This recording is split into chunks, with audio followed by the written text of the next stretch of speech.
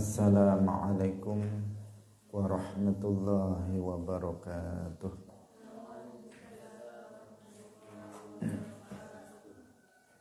Alhamdulillahi rabbil alamin. Lahun ni'matu wa lahul fadlu wa lahul thana'ul hasan. Wa salawatullahil barrir rahim. Wal malaikatil muqarrabin ala sayyidina wa maulana Muhammadin wa ala alihi wa ashabihi tayyibin at-tahirin.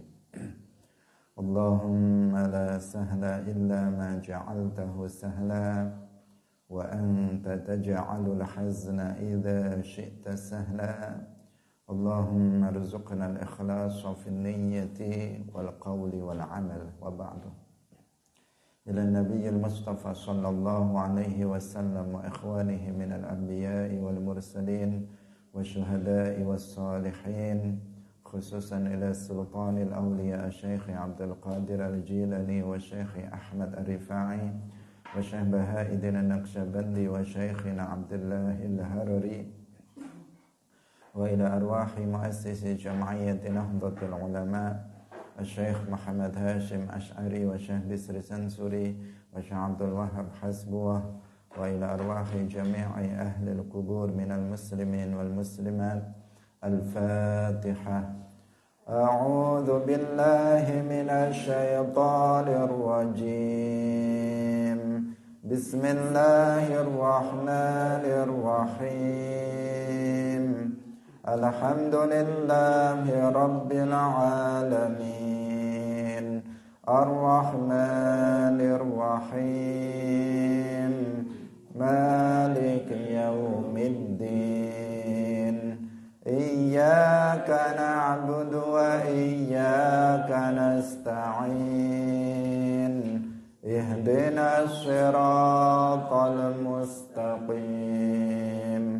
Siratal ladzina an'amta 'alaihim ghairil maghdubi 'alaihim waladdallin. Amin. Hadirin hadirat kaum muslimin muslimat, pemirsa Madu TV rahimakumullah. Alhamdulillah, kita bersyukur kepada Allah Subhanahu wa taala.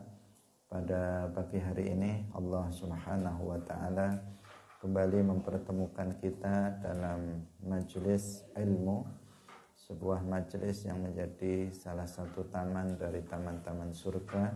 Semoga Allah Subhanahu wa taala menerima amal soleh yang kita lakukan dan membalasnya dengan surga nanti di hari kiamat. Amin ya rabbal alamin.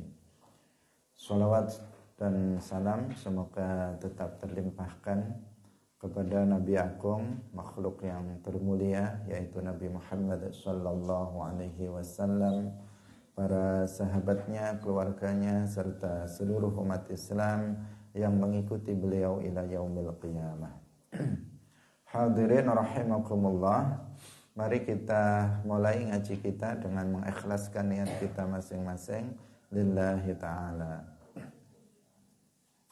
Qala al-muallif rahimahullahu ta'ala wa an ibni Abbas radhiyallahu anhuma anna a'rabiyyan jaa'a ila an-nabiyyi sallallahu alaihi wasallam faqala inni ra'aitul hilala.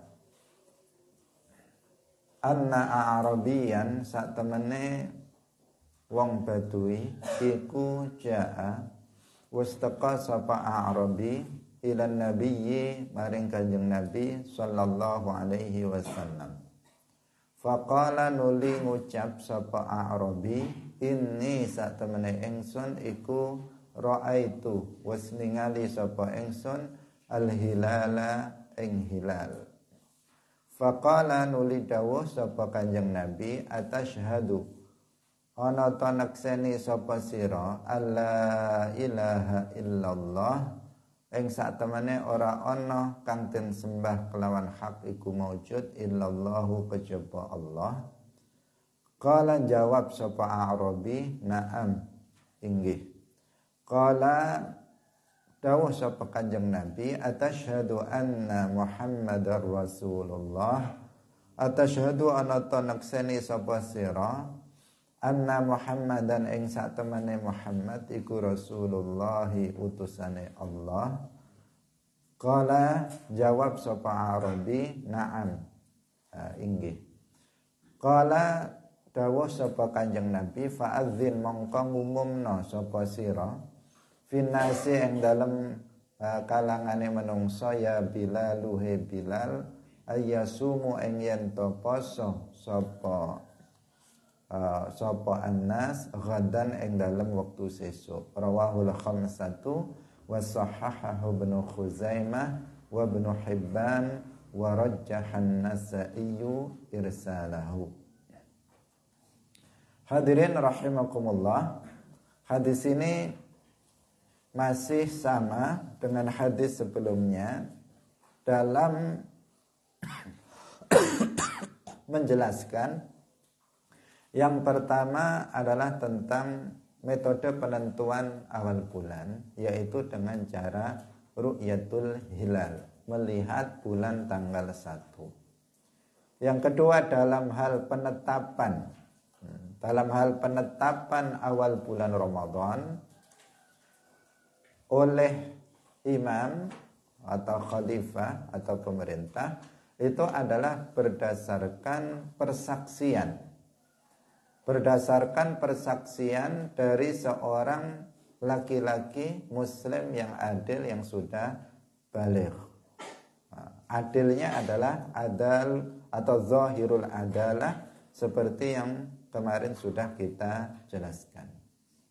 Dalam hadis ini disebutkan bahwa ada seorang Arab Badui datang kepada Rasulullah Shallallahu Alaihi Wasallam. Orang ini kemudian mengatakan kepada Rasulullah, wahai Rasulullah, aku benar-benar sudah melihat hilal. Dia satu orang. Kemudian dia mengatakan, wahai Rasulullah, aku benar-benar telah melihat hilal. Kemudian Nabi Shallallahu Alaihi Wasallam bertanya, atasyhadu an la ilaha illallah? Naam, dia menjawab iya. Apakah kamu bersaksi bahwasanya tidak ada yang disembah dengan hak selain hanya Allah? Dia menjawab iya. Atasyhadu anna Muhammadar Rasulullah? Apakah kamu bersaksi bahwasanya Muhammad itu Rasulullah? Dia mengatakan na'am. Artinya dia orang yang beriman. Dia orang yang beriman kepada Allah dan Rasulnya. Artinya dia adalah seorang muslim. Nah, seorang muslim zahirnya dia orang yang adil, bukan orang yang fasik, mengaku telah melihat hilal. Kemudian Rasulullah Shallallahu Alaihi Wasallam bersabda, fa'adzin finnasi ya Bilal ayyasumu ghadan. Wahai Bilal, umumkan, besok kita berpuasa. Umumkan kepada masyarakat umat Islam agar mereka besok berpuasa Ramadan. Di sini memperkuat yang kemarin Abdullah ibnu Umar. Beliau mengaku telah melihat hilal dan berdasarkan khabar, berdasarkan berita dari Abdullah ibnu Umar bahwasanya beliau telah melihat hilal, Rasulullah memerintahkan para sahabat umat Islam untuk berpuasa. Artinya beliau menetapkan bahwa besok bulan Ramadan. Beliau mengisbatkan bahwa besok itu adalah bulan Ramadan. Demikian juga di sini ada seorang Arabi, zahirnya dia orang yang adil, dia muslim dan zahirnya dia orang yang adil. Maka dengan berita dari satu orang ini, Nabi Muhammad kemudian menetapkan awal bulan Ramadan. Ini memperkuat bahwa untuk khusus bulan Ramadan itu hanya dibutuhkan satu orang saksi saja. Satu orang saksi saja itu sudah cukup untuk menentukan awal bulan Ramadan. Yang penting dia adalah laki-laki, kemudian dia muslim, sudah baligh, orang yang merdeka, dan kemudian dia adil secara zahir, dia orang yang adil, bukan orang yang fasik, maka dia diterima persaksiannya. Dan dengan persaksian satu orang ini saja, pemerintah, imam, khalifah sudah bisa menetapkan awal bulan Ramadan. Berbeda dengan apabila selain bulan Ramadan, untuk menetapkan awal bulan Syawal, untuk menetapkan awal bulan Dzulqa'dah, awal bulan Dzulhijjah, awal bulan Muharram, maka di sini tidak cukup persaksian satu orang saksi, tetapi minimal 2 orang saksi, seperti yang sudah kita jelaskan dalam pertemuan sebelumnya. Kita lanjutkan kembali. Wa an Hafsata ummil mu'minin. Hafsah salah satu istri Nabi, sehingga dikatakan ummil mu'minin. Karena zaujatun Nabi, istri-istri Nabi itu disebut ummahatul mu'minin, ibu-ibunya orang mukmin. Sehingga istri-istri Nabi ini setelah ditinggal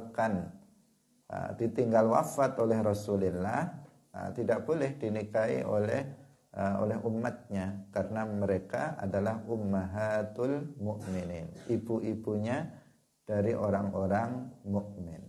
Hafsah bintu Umar, Hafsah itu adalah putri dari Sayyidina Umar radhiyallahu anhu, ummul mukminin, anin nabiyyi, saking kanjeng Nabi sallallahu alaihi wasallam qala. Wis dawuh sapa kanjeng Nabi, man utawi sapane wong iku lam yubayyit, ora nginepaken sapa man as-siyama ing niat poso, qabla al-fajri ing dalem sadurunge fajar shadiq, fala siyama mongko ora ana poso iku maujud lahu kedue man. Rawahul khamsah. Wa mala Tirmidzi wan Nasa'i, lan condong sapa At-Tirmidzi wan Nasa'i ila tarjihi waqfih. Wa sahahahu marfu'an Ibnu Khuzaimah wa Ibnu Hibban wa Lidaruqutni, la siyama ora ana poso iku maujud liman kedue wong lam yafridhu kang ora nginepaken sapa man ing siyam minal laili saking wengi. Hadirin rahimakumullah, hadis ini menjelaskan tentang permasalahan niat dalam berpuasa. Niat dalam puasa ini disyaratkan untuk dilakukan di malam hari yang disebut dengan tabyid. Ini berlaku khusus untuk puasa Ramadan atau puasa wajib secara umum, itu harus dilakukan di malam hari. Ini hadis ini dijadikan sebagai dasar oleh mazhab Syafi'i yang kita anut. Yang pada umumnya kita anut bahwa niat dalam puasa itu harus dilakukan di waktu malam. Demikian juga dalam mazhab Ahmad. Kalau dalam mazhab Hanafi, di siang hari pun masih boleh. Yang penting belum zuhur, sebelum tergelincirnya matahari ke arah barat, itu masih bisa berniat. Itu dalam mazhab Hanafi. Tapi kalau dalam mazhab Syafi'i dan Ahmad, untuk puasa wajib, niat puasa itu harus dilakukan di malam hari, yang disebut dengan tabyid. Berbeda kalau puasa sunnah. Kalau puasa sunnah niatnya bisa pagi hari. Yang penting belum zuhur. Misalnya kita mau puasa puasa Senin atau puasa Kamis misalnya, atau kita mau puasa nanti puasa Asyura, puasa Tasu'a tanggal 9, tanggal 9 Muharram, tanggal 10 Muharram Asyura, itu puasa sunnah. Maka apabila kita niatnya misalnya pagi hari sebelum zuhur, yang penting kita belum makan dan belum minum, belum melakukan hal-hal yang membatalkan puasa, maka di situ kita masih bisa berniat puasa. Tapi kalau untuk puasa wajib seperti puasa Ramadan, maka niatnya harus diletakkan di malam hari. Nah, jika dilakukan di siang hari, maka tidak sah. Ini dalam mazhab Syafi'i dan juga dalam mazhab Ahmad. Lah malam itu kapan? Malam itu adalah sejak maghrib sampai subuh. Itu yang disebut dengan malam. Sejak tenggelamnya matahari itu sudah memasuki waktu malam. Sampai terbitnya fajar shadiq, itu baru berakhir waktu malam. Nah, kalau masih maghrib, isya awal itu namanya awal malam. Nanti akan memasuki tengah malam, kemudian akan memasuki akhir malam. Nah, niat boleh dilakukan di awal malam, boleh dilakukan di tengah malam, boleh dilakukan di akhir malam. Maka jika ada seseorang misalnya dia niatnya itu di awal malam. Begitu dia berbuka puasa untuk hari ini, dia langsung berbuka karena sudah masuk waktu maghrib, dia langsung berniat untuk puasa besok, maka itu sudah mencukupi. Tidak perlu diulang lagi nanti tengah malam atau akhir malam.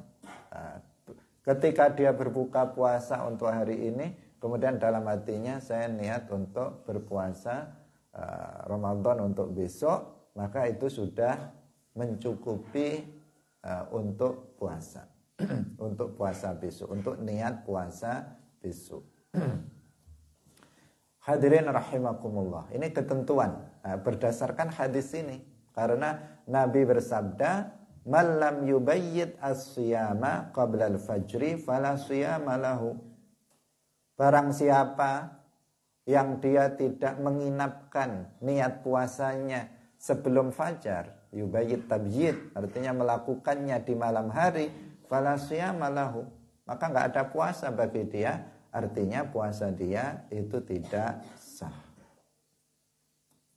Kemudian dalam mazhab Syafi'i, niat puasa itu harus dilakukan setiap malam. Niat puasa Ramadan itu harus dilakukan setiap malam. Tidak cukup apabila diniatkan dari awal Ramadan misalnya. Misalnya seseorang di awal Ramadan mengatakan saya niat untuk berpuasa untuk sebulan penuh di bulan Ramadan. Dalam mazhab Syafi'i itu tidak boleh. Niatnya harus setiap malam. Misalnya malam ini berpuasa untuk niat untuk puasa besok. Malam besok berniat untuk puasa malam siang besoknya. Begitu seterusnya. Setiap malam kita wajib untuk berniat puasa. Itu kalau dalam mazhab Syafi'i. Kenapa? Karena setiap puasa setiap hari itu adalah ibadatun mustaqillah, ibadah yang tersendiri, bukan ibadah yang terkait dengan hari sebelumnya. Puasa hari ini itu bukan puasa kemarin, puasa besok itu bukan puasa hari ini. Karena itu masing-masing harus ada niat tersendiri, tidak bisa digabung dari awal. Apa buktinya bahwa setiap hari puasa setiap hari itu adalah ibadah yang mustaqillah, ibadah yang yang tersendiri, yang tidak terkait dengan puasa sebelumnya atau setelahnya, buktinya adalah kita telah melakukan hal-hal yang membatalkan puasa di antara kedua puasa tersebut. Bukankah ketika kita berbuka puasa misalnya hari ini, kemudian kita makan, kita minum, kita melakukan hal-hal yang membatalkan puasa lainnya, baru kemudian besok puasa lagi. Nah, artinya apa? Ada masa di mana kita nggak puasa. Maka ketika akan puasa lagi, berarti dia adalah puasa yang baru, bukan puasa lanjutan dari sebelumnya. Sehingga dia memerlukan niat yang baru. Sama dengan sholat zuhur dan sholat asar misalnya. Niatnya harus sendiri-sendiri. Sekarang kita sholat zuhur, kita niat. Nanti kita sholat asar, niat lagi. Nanti kita sholat maghrib, niat lagi. Kenapa begitu? Karena di antara sholat ini kita telah melakukan hal-hal yang membatalkan sholat. Habis sholat zuhur kita jalan-jalan, kita makan, kita ngobrol-ngobrol. Maka kalau mau sholat asar lagi, maka dia harus berniat lagi untuk sholat asar. Begitu seterusnya. Sama dengan puasa juga demikian. Ini dalam mazhab Syafi'i. Tetapi kalau dalam mazhab yang lain seperti dalam mazhab Maliki, maka jika seseorang itu berniat di awal, niat di awal Ramadan untuk puasa seluruh bulan, maka itu mencukupi. Jadi jika seseorang misalnya sudah berniat, saya berniat untuk puasa, untuk berpuasa Ramadan atau berpuasa untuk seluruh hari di bulan Ramadan, maka itu sudah mencukupi. Dalam mazhab Maliki, meskipun mereka juga mensunnahkan untuk setiap malamnya itu tetap berniat. Tapi menurut mereka, satu niat di awal untuk seluruh hari di bulan Ramadan itu mencukupi. Tapi tidak untuk perempuan yang subur, yang memungkinkan untuk mengeluarkan darah haid. Karena perempuan yang haid, dia tidak boleh untuk berpuasa, haram untuk berpuasa. Maka mereka tidak berniat untuk puasa di seluruh hari di satu bulan itu. Kenapa? Karena dia kemungkinan besarnya akan tidak berpuasa pada hari-hari tertentu di bulan Ramadan tersebut dikarenakan haid. Hadirin rahimakumullah, kita lanjutkan kembali. Ini tentang tabyid, ya, tabyid dalam niat. Dan niat itu mudah. Niat itu mudah, letaknya ada di dalam hati. Ketika kita menyengaja untuk melakukan melakukan puasa untuk besok hari, puasa Ramadan untuk besok hari dalam hati, maka itu sudah mencukupi. Adapun melafalkannya itu bukan sesuatu yang wajib, dengan mengatakan nawaitu shoma ghadin misalnya, dan seterusnya an-adai Ramadhani an-adai Ramadhani misalnya, maka itu adalah sesuatu hal yang enggak wajib. Apabila kita tidak melakukannya tetapi menyengaja dalam hati untuk melakukan puasa esok hari, puasa Ramadan, maka itu sudah mencukupi. Ketika kamu misalnya makan sahur, maka itu menunjukkan bahwa dalam hati kamu ada niat untuk berpuasa besok hari, puasa Ramadan. Maka itu juga sudah mencukupi bagi kita. Untuk mencukupi untuk niat. Wa an Aisyata, kita lanjutkan. Wa an Aisyata radhiyallahu anha qalat. Ini juga dari istri Nabi Aisyah radhiyallahu anha qalat, wasdawuh sapa Aisyah, dakhala manjing alayya ing atase ingsun sapa annabiyyu kanjeng Nabi sallallahu alaihi wasallam zata yaumin ing dalem dina suci. Faqala, nuli dawuh sapa kanjeng Nabi, hal indakum syai', ana ta iku ing dalem ngersa sira syai'un utawi suwiji-wiji panganan maksudnya faqulna nuli ngucap sapa kita tegese Aisyah la boten wonten panganan. Qala dawuh sapa Kanjeng Nabi fa inni mangka satemene ingsun idzan iku shaimun wong kang poso. Suma atana nuli teka ing kita yauman ing dalem dina suci akhir kang weneh faqulna mangka ngucap sapa ingsun uhdiya den paringi hadiah lana maring kita haisun panganan saking susu kang kempel. Faqala nuli dawuh sapa Kanjeng Nabi arinihi duduhna sapa sira wadon ing ingsun ing hais. Falaqad asbahtu mongko teman-teman wis isu-isu sapa ingsun iku shaiman wong kang poso. Faakala nuli dahar sapa Kanjeng Nabi. Rawahu Muslimun. Hadirin rahimakumullah, ini menunjukkan tentang puasa sunnah. Kalau yang tadi puasa wajib. Puasa wajib dilakukan, niatnya harus dilakukan di malam hari. Sedangkan puasa sunnah itu boleh dilakukan di pagi hari. Diriwayatkan dari Sayyidah Aisyah radhiyallahu anha bahwa suatu ketika Nabi datang kepada Sayyidah Aisyah. Kemudian beliau bertanya kepada Sayyidah Aisyah, apakah ada makanan? Kemudian Sayyidah Aisyah mengatakan enggak, tidak ada makanan. Maka kemudian Nabi bersabda, kalau begitu saya berpuasa. Artinya saya niat untuk puasa saja, karena enggak ada yang dimakan. Kemudian beliau berniat untuk puasa.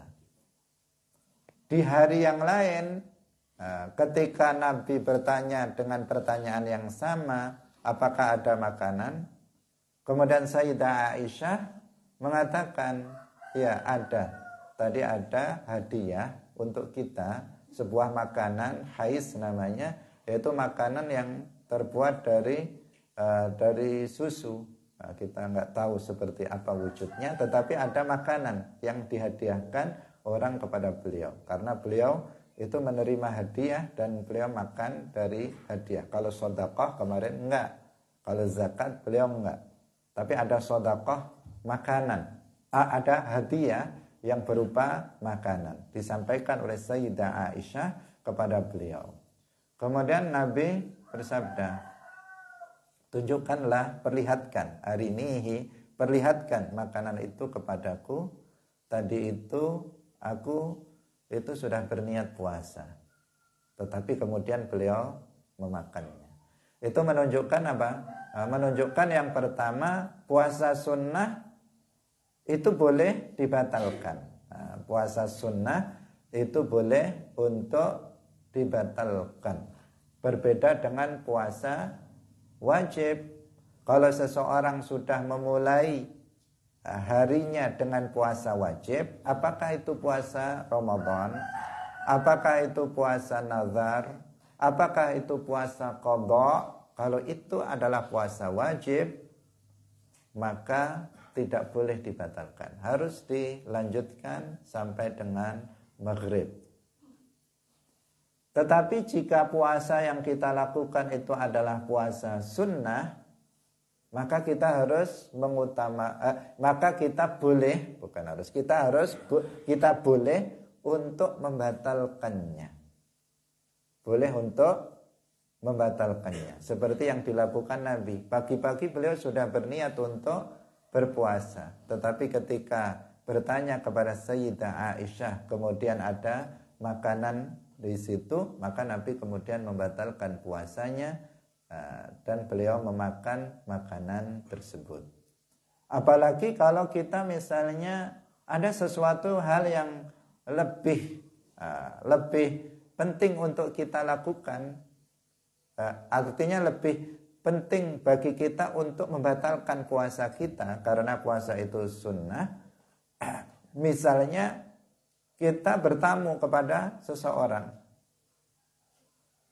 kemudian disuguhkan makanan-makanan, sedangkan kita bertamu sendiri. Kalau kita ada teman misalnya yang nggak berpuasa, maka teman itu yang bisa memakan makanan yang dihidangkan oleh oleh tuan rumah. Apalagi tuan rumahnya sudah bersusah payah, sudah terlihat dia susah payah kesana kemari beli dia masak minuman, dia beli makanan kesana kemari, begitu dihidangkan kepada kita, kalau kita tidak memakannya, maka dia akan kecewa. Tuan rumah akan kecewa. Dia sudah susah payah mencari makanan untuk kita sebagai tamu, untuk menghormati kita sebagai tamu, ternyata nggak kita makan. Kan dia menjadi kecewa. Maka di sini kita lebih baik kita membatalkan puasa kita. Jika itu sunnah. Jika puasa kita wajib, jangan dibatalkan. Tetapi jika itu sunnah, maka kita di sini dalam kondisi seperti ini kita lebih baik untuk membatalkan puasa sunnah kita. Atau kita sebagai tuan rumah, ada tamu yang dia tidak berpuasa, kemudian kita hidangkan makanan-makanan. Jika kita nggak puasa, apabila kita puasa tidak ikut merahapi tamu itu dalam makan minum, dia akan segan untuk memakannya karena tuan rumahnya puasa. Maka di sini kita jika membatalkan puasanya, maka itu baik karena untuk menjaga menjaga tamunya, jangan sampai dia sakit hati atau dia kecewa. Intinya bahwa puasa sunnah itu bisa dibatalkan, sebagaimana sholat sunnah itu juga bisa dibatalkan. Kalau puasa wajib, sholat wajib, kalau begitu kita sudah Allahu Akbar takbiratul ihram, harus diselesaikan sampai salam. Tetapi apabila sholat itu sholat sunnah, maka kita boleh untuk membatalkannya. Itulah bedanya antara amalan wajib dan amalan sunnah. Seperti yang terjadi dalam umat sebelum Nabi Muhammad, ada seorang namanya Juraij. Juraij ini seorang muslim soleh, umat dari salah satu dari umatnya Nabi Isa alaihi salam, seorang ahli ibadah. Beliau memiliki sauma'ah, tempat yang khusus untuk ibadah. Ketika beliau sedang sholat sunnah, kemudian dipanggil oleh ibunya, "Wahai Juraij." Di sini Juraij kebingungan ketika itu. Gimana ini? Menjawab panggilan ibunya atau melanjutkan sholatnya? Melanjutkan sholatnya atau dia menjawab panggilan dari ibunya? Dia dilema antara dua hal, melanjutkan sholat atau menjawab panggilan ibunya. Tetapi ternyata Juraij ketika itu melanjutkan sholatnya, sehingga menjadikan ibunya kecewa dan kemudian dia mendapatkan masalah dengan sebab itu. Nah, semestinya dalam masalah ini kalau dia bisa misalnya memberikan isyarat kepada ibunya yang memanggil dengan membaca secara keras, misalnya dia mengatakan kalau dia sedang membaca Fatihahnya dikeraskan agar ibunya tahu dia sedang sholat, ya sudah misalnya, maka dia bisa lakukan itu. Tetapi kalau tidak, jika sholatnya adalah sholat sunnah, maka lebih utama dia untuk membatalkan sholatnya dan menjawab panggilan ibunya. Nah, karena yang ini hukumnya wajib, sedangkan yang ini hukumnya sunnah, sehingga yang wajib harus lebih diutamakan dari yang sunnah. Nabi SAW Itu juga demikian. Beliau pernah membatalkan amalan yang sunnah. Beliau mengatakan, falaqad asbahtu shaiman. Pagi-pagi tadi saya sebenarnya sudah berniat untuk puasa. Tapi karena ada makanan di rumah istrinya, kemudian beliau memakan makanan itu, artinya beliau membatalkan puasanya. Ini berlaku untuk apa? Untuk amalan sunnah. Salat sunnah, puasa sunnah boleh dibatalkan di tengah. Tapi untuk yang wajib, salat wajib ataupun puasa wajib, maka harus dilanjutkan sampai selesai. Kalau kita sedang salat wajib, maka jangan dibatalkan gara-gara turun hujan. Waduh, hujan, kita batalkan dulu, nanti kita mulai lagi, nggak boleh. Kalau kita sedang sholat wajib, jangan dibatalkan gara-gara ada tamu datang. Kalau kita sedang melaksanakan sholat wajib, lanjutkan sampai selesai. Wajib seperti itu dan haram hukumnya membatalkan amalan yang wajib.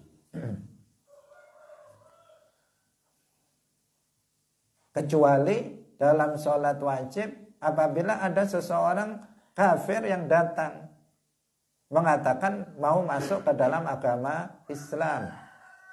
Kita sedang sholat zuhur, tiba-tiba ada orang kafir mengatakan, saya mau masuk ke dalam agama Islam, tolong saya ajari masuk Islam.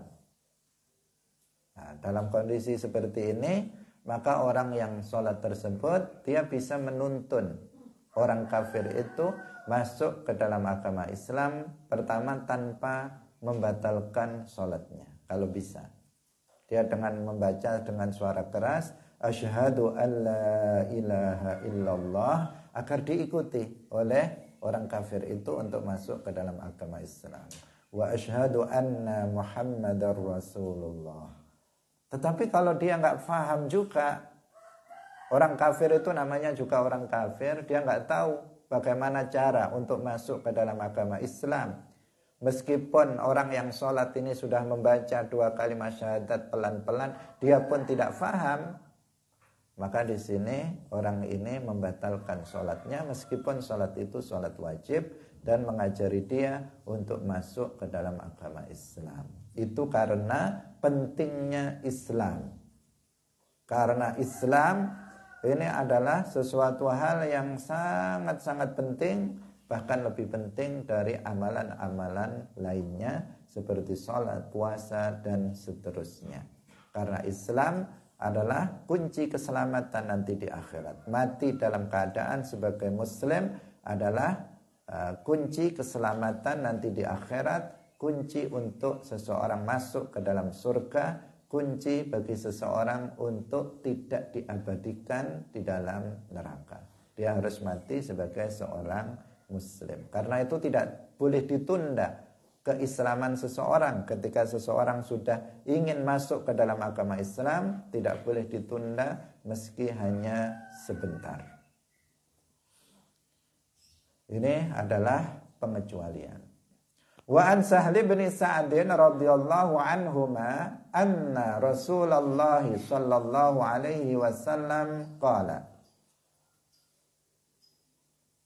Saat temane Rasulullah sallallahu alaihi wasallam iku qala, dawuh sapa Rasulullah, la yazalu ora kingsir-kingsir sapa annasu manungsa iku bi khairin, ing dalam kebagusan, ma'ajjalu selagune nyepetaken sapa annas al-fitra ing buka, muttafaqun alaih. Wa di Tirmidzi min hadits Abi Hurairah radhiyallahu anhu anin Nabi sallallahu alaihi wasallam qala, dawuh sapa Kanjeng Nabi, qala Allahu, wasdawuh sapa Allah azza wa jalla, ahabbu ibadi utawi luweh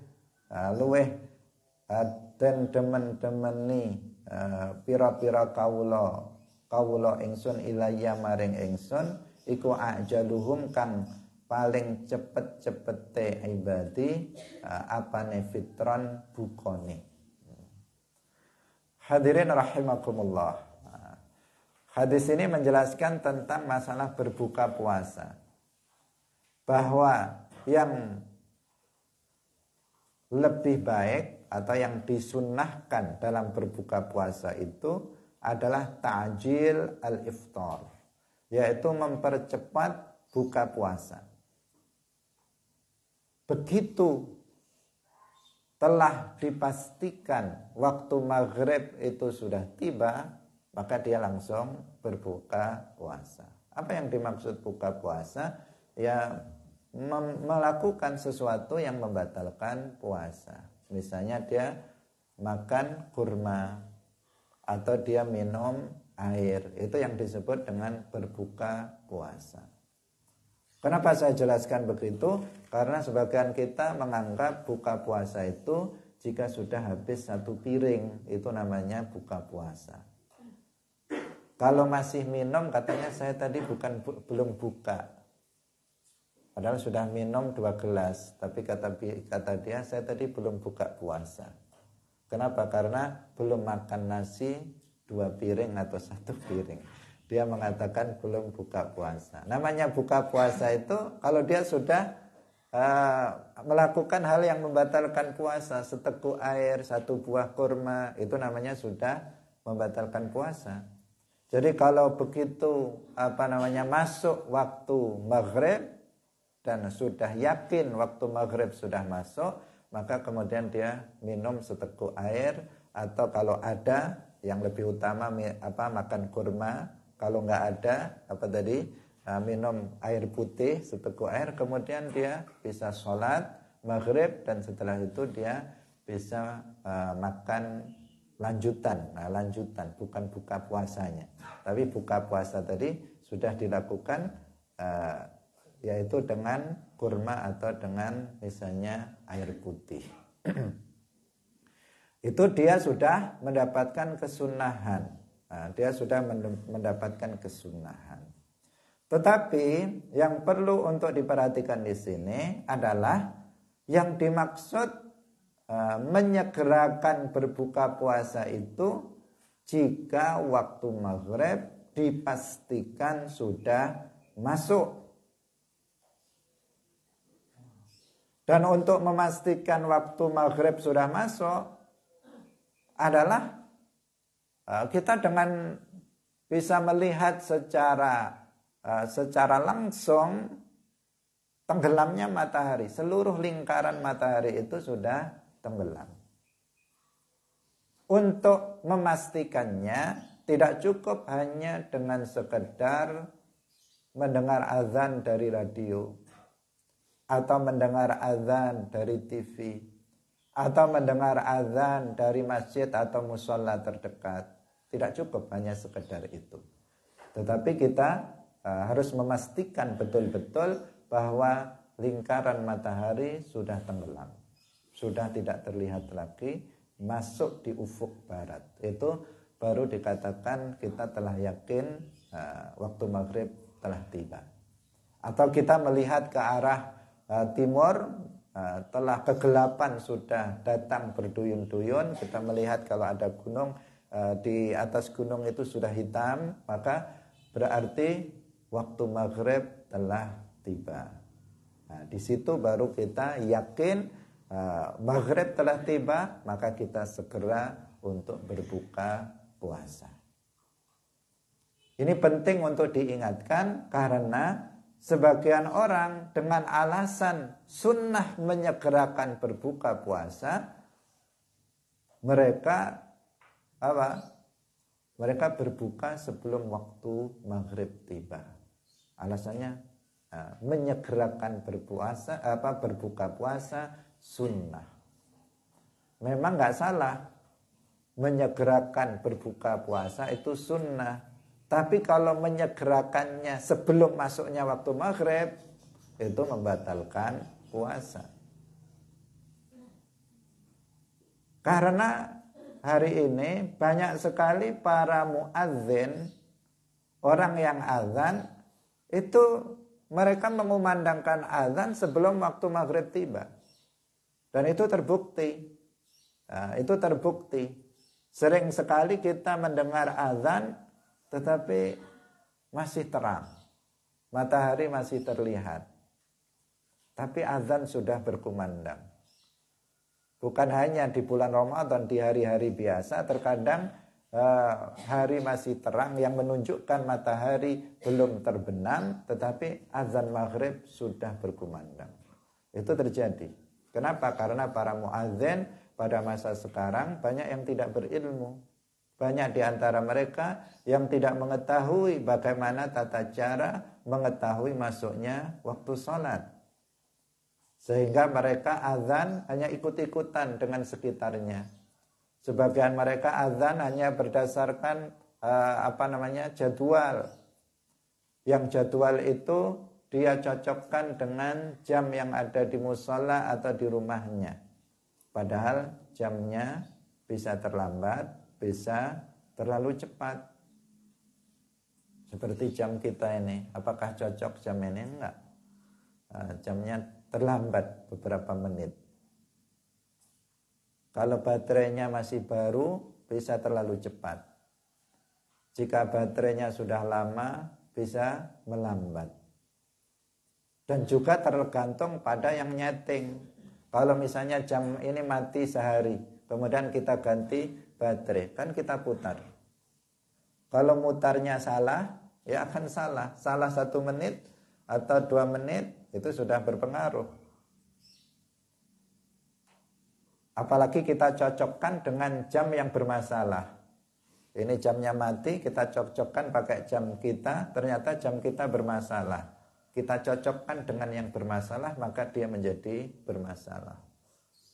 Jika seseorang melihat misalnya jadwal waktu sholat, kemudian dicocokkan, kemudian dia langsung azan, maka bisa dia azan sebelum masuknya waktu sholat. Apalagi radio, apalagi TV, itu pakai settingan, bukan manusia yang azan, dan settingan itu bisa keliru. Karena itu kita kalau berpuasa harus, demikian juga kalau sholat, harus memastikan bahwa waktu maghrib itu sudah tiba, baru kita menyegerakan untuk berbuka puasa. Tidak boleh dengan alasan menyegerakan berbuka puasa, kemudian kita berbuka sebelum yakin waktu maghrib itu telah tiba. Ini peringatan penting bagi kita semuanya. Karena ini sering dijadikan sebagai alasan. Jadi kalau ini dalam ketentuan Islam yang disunnahkan, kalau kita berbuka puasa, hendaknya kita bersegera. Jangan sok kuat misalnya, nanti aja saya nggak usah buka. Meskipun kamu kuat, tetapi disunnahkan untuk menyegerakan berbuka. Sedangkan sahur, maka yang disunnahkan itu mengakhirkannya. Jadi di akhir, agak lebih akhir, bukan tengah malam atau setelah tengah malam langsung sahur. Boleh, tetapi yang lebih utama itu mendekati subuh, itu untuk sahurnya. Tapi untuk bukanya itu dipercepat, artinya setelah begitu masuk waktu sholat, waktu maghrib, langsung dia berbuka puasa. Tadi dengan cara seperti itu, nggak harus habis 1 atau 2 piring nasi, enggak. Agar tidak disalahpahami. Karena kita orang Jawa ini atau orang Indonesia kadang seperti itu. Kalau belum makan 1 piring nasi, belum disebut sudah makan. Kamu sudah makan tadi? Belum. Kenapa? Ya karena belum makan nasi. Tadi masih makan masih makan ubi 1 piring saja misalnya, atau masih makan roti, belum makan nasi. Nah, maka disebut makan itu jika sudah makan nasi. Umumnya kita seperti itu. Kadang juga disebut kita sudah buka puasa. Umumnya kita mengatakan kalau sudah makan nasi. Kalau masih makan bubur kacang hijau 1 mangkok, itu belum namanya buka puasa menurut sebagian orang. Karena itu perlu kita ingatkan. Jadi buka itu pokoknya dia sudah membatalkan puasanya. Itu yang disebut dengan telah berbuka puasa. Dan dia sudah mendapatkan kesunahan. Kesunahan jika dia menyegerakannya dengan itu. Hadirin rahimakumullah, di sini ada dua hadis. Yang pertama hadis Nabawi di mana Nabi bersabda la yazalun nasu bi khairin ma ajjalul fitra, muttafaqun alaih. Kemudian ada hadis qudsi di mana Rasulullah meriwayatkan dari Allah berfirman ahabbu ibadi ilayya ajaluhum fitra. Hambaku yang paling aku cintai itu adalah hambaku yang paling cepat buka puasanya. Nah, buka puasanya paling cepat itu yang paling dicintai oleh Allah. Bukan sok-sokan lambat-lambat, tetapi dia mempercepat buka puasanya dengan pengertian apa? Setelah yakin bahwa waktu maghrib telah tiba. Wa an Anas bin Malik radhiyallahu anhu qala wasdawa sapa Rasulullah sallallahu alaihi wasallam tasahharu sahura sapa sira kabeh fa inna fis suhuri mongko satemene ing dalem suhur iku barokatan utawi keberkahan. Keberkahan itu tambahan kebaikan, ziyadatun minal khair, muttafaqun alaih. Hadirin rahimakumullah. Rasulullah sallallahu alaihi wasallam bersabda, tasahharu, sahurlah kalian, fa inna fis suhuri barokatan. Sesungguhnya dalam makanan sahur, dalam perbuatan sahur itu ada keberkahan. Jadi ada sahur, ada suhur. Kalau sahur itu adalah yang dimakan dalam waktu sahar. Waktunya namanya waktu sahar. Kemudian jadi waktunya namanya saharun. Makanan yang dimakan di waktu sahar namanya sahur. Perbuatan makan sahur namanya suhur. Namanya suhur. Jadi beda harokat, itu sudah beda makna. Ada sahar, ada sahur, ada suhur. Maka di sini dikatakan fa inna fis suhur, bukan fis sahur. Fa inna fis suhuri barokatan. Nah, sesungguhnya dalam perbuatan sahur itu ada barokah, muttafaqun alaih. Jangan sok kuat, saya kuat nggak sahur, kan enggak. Kamu tadi malam sahur, enggak, saya nggak sahur, nggak perlu sahur, saya orang kuat. Nah, itu namanya apa? Dia tidak pingin barokah. Jadi sahur atau suhur, perbuatan suhur, Nabi mengatakan dalam perbuatan itu mengandung barokah. Barokah menambah kebaikan. Apa kebaikan yang ada dalam perbuatan makan sahur? Yaitu bahwa dia akan lebih memperkuat kita di dalam berpuasa. Akan lebih memberikan semangat bagi kita untuk berpuasa, sehingga tidak ada nanti masyaqqah yang akan menimpa kita di saat kita berpuasa. Itu salah satu barokah yang terlihat. Nanti kalau siang nggak lemes, kalau sudah lemes malas belajar, malas sholat, malas berbuat baik, tidur aja dari pagi sampai maghrib. Nah, ini kan jadi masalah gara-gara dia tidak makan sahur. Nah, salah satunya meskipun sedikit kita makan sahur itu akan berbeda dengan apabila kita tidak makan sahur. Yang jelas itu adalah perkara yang sunnah. Nah, tadi kita katakan sahurnya itu adalah sunnah atau suhur kalau dalam bahasa Arab. Kalau kita dalam bahasa Indonesia ya makan sahur gitu ya, dalam bahasa Indonesia. Dalam bahasa Arab suhur perbuatannya itu pertama perbuatan makan sahur itu sunnah. Yang kedua tadi kita jelaskan mengakhirkannya itu juga sunnah. Mengakhirkannya yaitu di waktu sahar. Kita melakukannya di waktu sahar, sepertiga malam terakhir. Itu hukumnya juga sunnah. Tidak, kalau kita sudah misalnya jam 1 malam kita makan, itu juga sudah namanya perbuatan suhur, makan sahur.